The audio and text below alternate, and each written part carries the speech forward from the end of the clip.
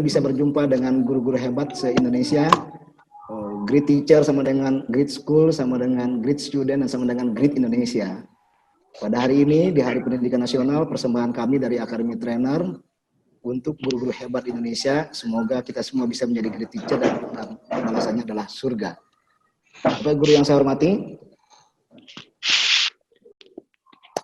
perkenalkan bahwa nama saya Ferdinand Lavendri, saya sebagai Associate Academy Trainer, kemudian saya sebagai Great Teacher Trainer, bisa dilihat di website pelatihguruterbaik.com, kemudian juga bisa dilihat di ferdinandlavendri.com, karena trainer itu sekarang kartu namanya adalah buku dan website. Nah, buku saya yang sudah saya tulis adalah yang kita kenal, yaitu namanya Great Teacher Pencetak Anak Berkarakter. Kemudian saya sebagai dosen di Fakultas Ilmu Tarbiyah dan Keguruan UIN Syarif Hidayatullah Jakarta, dan saya mengabdi di Pondok Pesantren Darul Qolam Gintung Jayanti Tangerang sebagai Ustadz dan Majelis Tausiah. Bapak dan Ibu guru yang saya banggakan, luar biasa, senang sekali saya bisa berjumpa dengan Bapak dan Ibu. Kalau saya katakan apa kabar Bapak dan Ibu hari ini, maka jawabannya ini namanya great Bapak Ibu. Apa ini? Great teacher, mantap ya. Oke. Apa kabar Bapak dan Ibu? Great teacher, mantap. Oke. Apa kabar Bapak dan Ibu semua? Great teacher, mantap. Mantap. Oke. Terima kasih Bapak dan Ibu yang luar biasa. Dan Bapak dan Ibu yang saya banggakan, hari ini kita akan berbagi, belajar bersama, berpetualang terkait dengan Great Communication for a Great Teacher. Bapak dan Ibu, bahwa profesi guru adalah profesi yang kaya dan mulia. Mengapa dikatakan kaya? Karena setiap hari kita memberi, dan profesi kita adalah profesi yang mulia. Dan profesi guru adalah profesi yang investasi dalam untuk kehidupan kita di dunia dan akhirat. Karena jika kita sudah meninggal dunia, maka ilmu yang bermanfaat itu mengalir kepada seorang guru. Bahagialah kita memiliki profesi sebagai guru. Coba Bapak Ibu cari profesi di muka bumi ini yang setiap hari pekerjaannya adalah memberi. Coba cari, yang setiap hari pekerjaan memberi itu adalah profesi guru. Nah, maka kita bangga dan bahagia memiliki profesi sebagai guru. Dan hari ini kita belajar bersama terkait dengan bagaimana menjadi great teacher yang memiliki keahlian berbicara. Bapak Ibu guru yang saya hormati, mengapa berbicara itu penting dimiliki oleh seorang guru? Karena setiap hari kita sebagai guru berjumpa, bertemu dengan anak didik kita. Kita selalu berbicara kepada anak didik kita. Pertanyaannya, apakah pembicaraan kita kepada anak didik kita itu sudah berpengaruh? Cara kita sudah menginspirasi? Apakah yang kita sampaikan itu sudah sampai ke hati mereka? Apakah yang kita sampaikan itu benar-benar sudah menancap di pikiran dan hati mereka? Atau hanya sekedar bicara tanpa makna, kemudian bicara yang tidak sistematis, tidak berpengaruh dan tidak berdampak. Nah, hari ini kita akan belajar terkait dengan bagaimana menjadi seorang great teacher yang memiliki keahlian berbicara.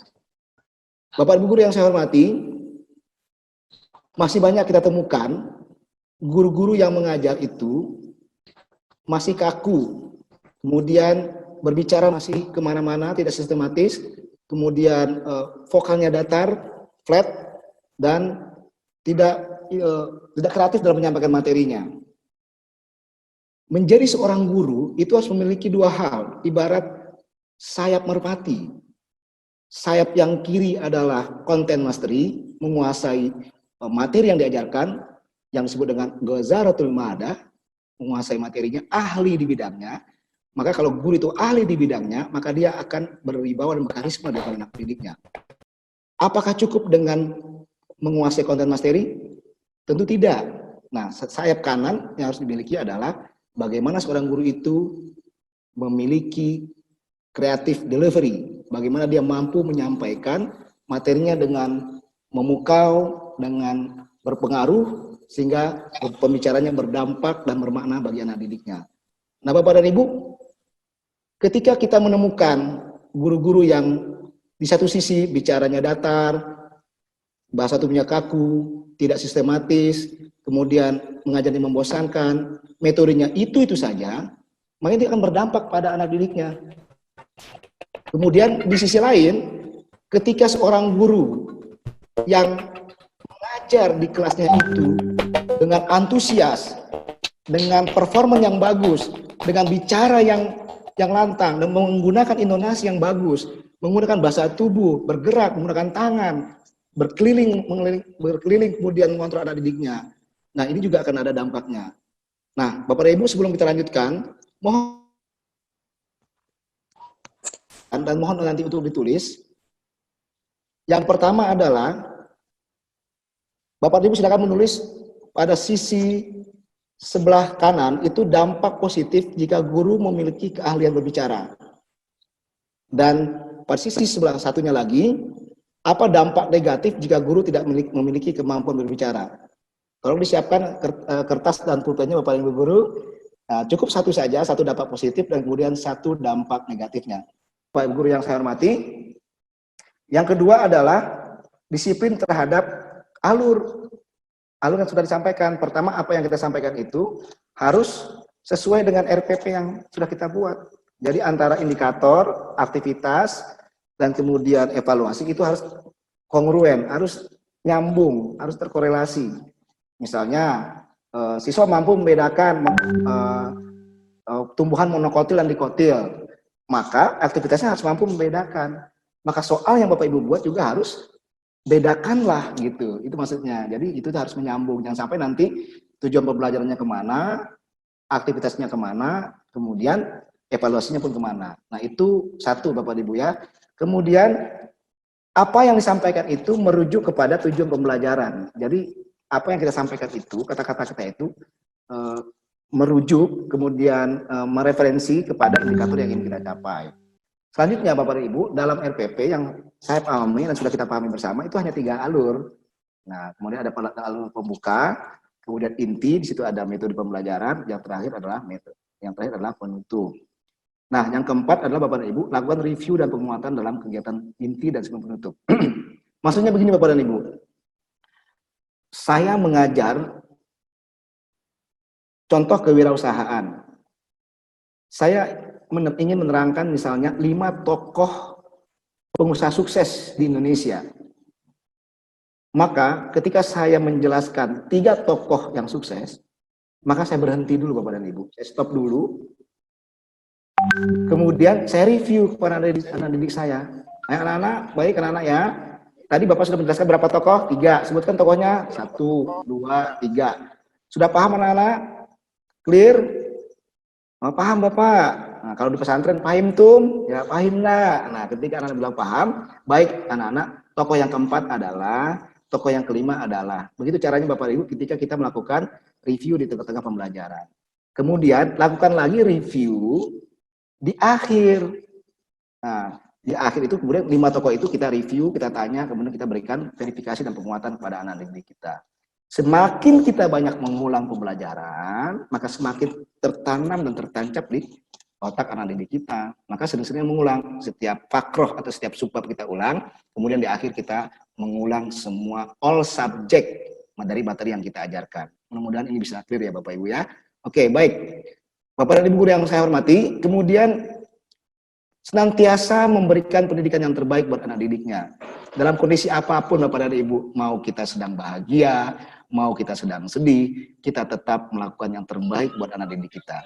Makanya saya kalau dalam pelatihan guru, saya sering mengatakan kepada Bapak dan Ibu guru, jika di sekolahnya ada pohon, maka gantungkanlah masalahnya di pohon. Bisa jadi kan dari pagi udah habis berantem sama suaminya. Nah kemudian masalah itu jangan sampai dibawa ke sekolah. Karena anak didik kita nggak tahu persoalan kita.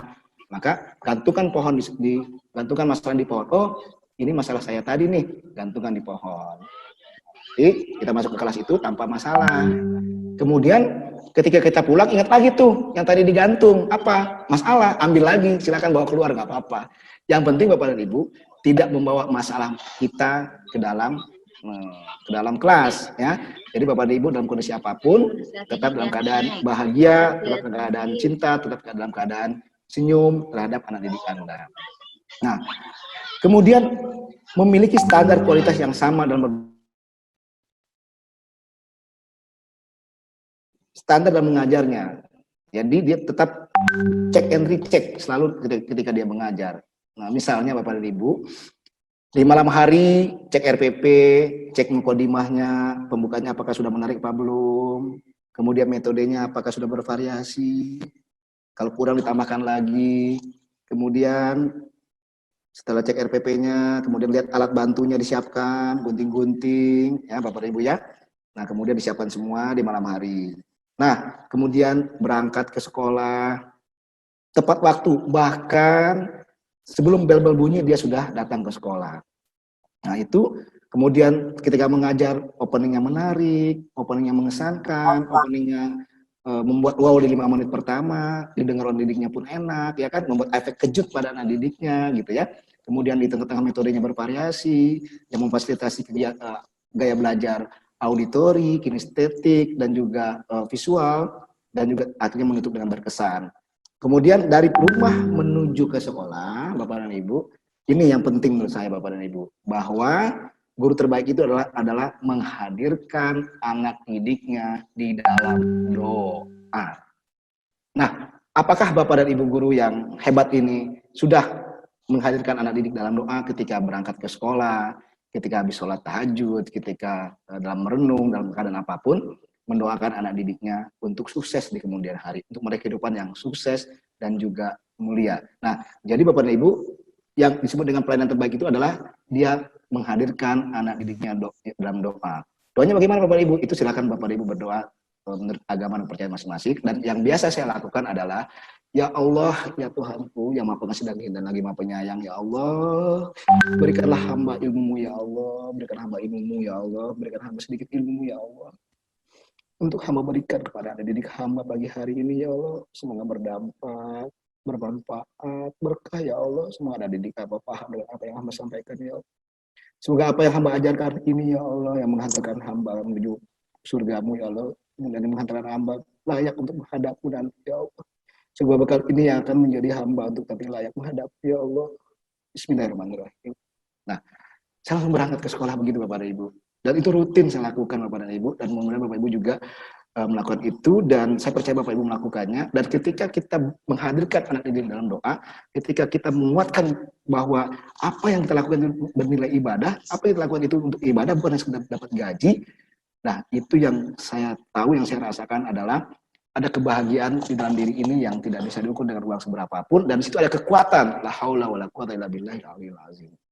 Bapak dan Ibu, Bapak Ibu yang saya hormati, jadi rutinlah untuk menghadirkan anak didik Anda di dalam doa dan doa harian Anda, ketika Anda berangkat dan dimanapun dan apapun, hadirkan mereka dalam doa. Ketika Anda mendoakan mereka, ketika Anda menghadirkan dengan cinta, bisa jadi ada satu tangan mereka, ada salah satu tangan dari mereka nanti itu yang mengajak kita untuk menuju surga Allah Subhanahu wa taala. Amin.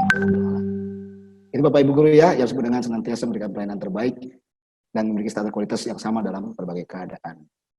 Nah, Bapak dan Ibu guru yang saya hormati, ada 3 langkah sekarang. 3 langkah untuk menjadi seorang guru yang great communication for a great teacher.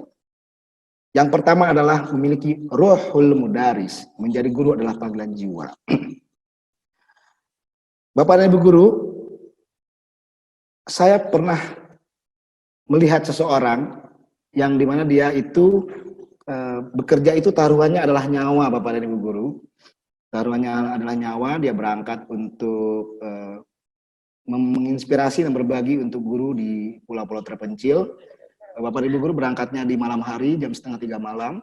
Dia izin pada istrinya untuk merelakan untuk dia pergi ke pulau yang cukup jauh, pulau kecil itu. Sampai di Halim Perdana Kusuma itu jam 4:30, kemudian sholat subuh. Kemudian naik pesawat itu, pesawatnya itu Travera, pesawat yang kecil Bapak dan Ibu, bukan naik pesawat Lion, bukan naik pesawat Garuda, tapi pesawatnya pesawat kecil. Dan isinya hanya 48 orang gitu Bapak dan Ibu ya. Kemana berangkatnya? Berangkatnya adalah ke kabupaten namanya Kepulauan Anambas. Nah, di mana kira-kira kabupaten Kepulauan Anambas? Ya susah nyarinya, di peta juga kecil ya, nggak kelihatan gitu Bapak Ibu ya. Nah, Bapak Ibu guru yang saya hormati, sebelum berangkat itu minum Pilkina 2. Kenapa minum Pilkina 2? Supaya tidak malaria, karena di sana juga harus melewati hutan-hutan. Tahukah siapa yang tadi di tengah laut itu yang mau meninggal itu? Inilah orangnya Bapak Ibu. Ya, itulah perjalanannya Bapak Ibu. Perjalanan ketika menginspirasi, berbagi dan sharing dengan banyak guru-guru di negeri ini, bahkan harus menyeberangi laut. Ini tetap tersenyum, tetap tertawa, tetap bahagia, naik sampan tanpa pelampung gitu Bapak Ibu ya. Tapi ini bahagia, merasakan pertualangan, berjumpa dengan banyak guru di pulau-pulau itu kebahagiaan yang luar biasa dan itu tak bisa diukur dengan uang seberapapun. Dan saya yakin percaya Bapak Ibu guru juga memiliki hal yang sama ketika Bapak Ibu mengajar dengan sepenuh hati, ketika Bapak Ibu guru mengajar dengan cinta. Saya yakin Bapak Ibu guru juga memiliki perasaan yang sama. Dan orangnya adalah, itu dia Bapak Ibu, Ferdinand Lavendri, pelatih guru terbaik. Luar biasa Bapak Ibu ya. Dan itu perjalanan yang bagi saya, disitulah saya berikrar Bapak dan Ibu, kok saya menikmati ya perjalanan ini, kok saya bahagia melakukan ini, kok saya cinta betul dengan profesi ini, kok saya senang betul ya. Meskipun kok ini kan taruhannya nyawa, aku masih senang ya. Ya Allah, apakah ini yang menjadi takdir dalam hidupku untuk terus berbagi, untuk menjadi pelatih guru terbaik di negeri tercinta ini. Nah, di sanalah saya Bapak dan Ibu guru mendeklarasikan diri saya untuk menjadi pelatih guru terbaik, untuk terus berbagi, menginspirasi. Kadang-kadang saya dibayar mahal, kadang-kadang saya dibayar setengah mahal, kadang-kadang saya dibayar cukup dengan transport, kadang-kadang berhonornya 2M. Makasih Mas, dikasihnya. Makasih Mas, kadang-kadang berhonor 4M. Makasih Mas, maaf merepotkan. Bahkan dibayarnya 7M. Makasih Mas, maaf merepotkan. Moga-moga manfaatnya pakai Mas Tobi agak panjang itu ya Ibu ya. Manfaat gitu. Tapi tetap dilakukan, kualitasnya nggak boleh turun Bapak dan Ibu. Kualitasnya tetap yang terbaik. Mau dibayar mahal, mau dibayar setengah mahal, mau dibayarnya 2M, 4M, 7M, tetap memberikan yang terbaik untuk guru-guru tercinta. Nah itu tetap berbagi, belajar bersama. Karena apa? Ketika kita sedang mengajar, disitulah kita sedang belajar, Bapak dan Ibu. Dan hari ini juga saya juga adalah sedang belajar bersama guru-guru hebat Indonesia. Luar biasa. Beri aplaus untuk anak guru-guru Indonesia yang hebat dan luar biasa. Baik, Bapak Ibu guru yang saya hormati, untuk seorang yang menjadi guru yang panggilan jiwa itu, untuk memiliki ruhul mudaris itu, dia punya indikator-indikator. Apa ciri-ciri bahwa guru itu memiliki ruhul mudaris? Yang pertama adalah dia memiliki niat. Innamal a'malu biniat walikulim ri'in manawa. Amal itu tergantung pada niatnya, dan seorang itu mendapatkan sesuai dengan niatnya. Pertama itu adalah niat. Niat itu apa niatnya? Apa niat Bapak dan Ibu menjadi guru? Apakah hanya sekedar menggugurkan kewajiban? Apakah hanya sekedar dapat gaji bulanan? Betapa banyak Bapak dan Ibu guru, tidak hanya profesi guru, betapa banyak juga profesi yang lain. Ketika dia bekerja, ketika dia mengajar, kalau yang menjadi guru, yang didapatkan hanya gaji bulanan tanpa bernilai ibadah. Sangat disayangkan Bapak dan Ibu guru. Maka dari sekarang tekadkanlah hati, termasuk juga ini nasihat buat diri saya, tekadkan hati kita dengan niat kita menjadi guru itu apa? Apa tujuan hidup kita? Apa visi akhirat kita? Apa visi dunia kita? Bapak dan Ibu guru, visi saya Bapak dan Ibu guru, saya ingin menginspirasi di usia 45 tahun, saya ingin menginspirasi 25 juta guru dan 1.000 di antara mereka, saya bisa kader menjadi great teacher trainer di negeri ini. Itu cita-cita saya Bapak dan Ibu guru. Mudah-mudahan dengan cita-cita itu, bisa nanti saya layak untuk menghadap Allah Subhanahu wa Ta'ala. Nah, Bapak Ibu guru, tadi untuk niat, ya, inama a'malu biniat walikulli imri'in manawa. Satu niat Bapak Ibu, dan sekarang luruskan niat. Lihat tujuan kita apa untuk menjadi profesi guru ini. Kalau niat kita sudah ibadah, maka itu selain kita mendapatkan gaji, kita juga mendapatkan pahala dari Allah Subhanahu wa Ta'ala. Bapak Ibu guru, kemudian menjadi guru itu udah pilihan utama, meskipun ada yang nyasar, meskipun tadinya ada yang pengen jadi pramugari, ada yang pengen kerja di bank, ya, ada yang pengen tadinya nyasarnya tadinya pengen jadi perawat. Nah sekarang jadi guru. Bersyukurlah Bapak dan Ibu guru, ketika hari ini kita ditakdirkan oleh Allah Subhanahu wa Ta'ala menjadi guru. Karena apa? Karena profesi ini adalah profesi yang kaya. Kenapa? Karena kita ada investasi untuk nanti di akhirat kelak. Ketika kita meninggal dunia, Bapak dan Ibu, ilmu yang bermanfaat itu akan mengalir kepada kita seumur hidup. Bahkan ketika kita meninggal dunia, ilmu itu akan terus mengalir sepanjang hayat kita, Bapak dan Ibu. Nah, luar biasa bagi saya, bahagialah kita dan selamat bahwa kita ditakdirkan oleh Allah Subhanahu wa taala sebagai guru di negeri ini. Bapak Ibu guru yang saya hormati, itu indikator yang pertama adalah memiliki niat. Yang kedua, mencintai pekerjaannya. Jadi simbolnya ada love. Love, kemudian itu orang sudah love, kalau sudah cinta, berarti dia punya heart. Maka dia akan mengajar dari hati. The great teacher teach from the heart, not from the book. Guru terbaik itu mengajarnya dari hati, bukan dari buku. Kemudian Bapak Ibu, kalau guru sudah cinta dengan profesinya, maka dia terus bertumbuh. Maka dia terus upgrade diri, maka dia terus belajar dan tak pernah berhenti untuk belajar. Karena apa Bapak Ibu guru yang saya cintai? Guru terbaik adalah tak pernah berhenti untuk belajar. Karena jika dia berhenti belajar, maka berhentilah esok hari untuk mengajar. Jadi guru terbaik itu selalu mengupgrade dirinya untuk terus bertumbuh, belajar untuk memberikan yang terbaik untuk anak bangsa. Bapak Ibu guru, kemudian mengajar dari hati, kemudian menghadirkan anak didiknya dalam doa. Yang terakhir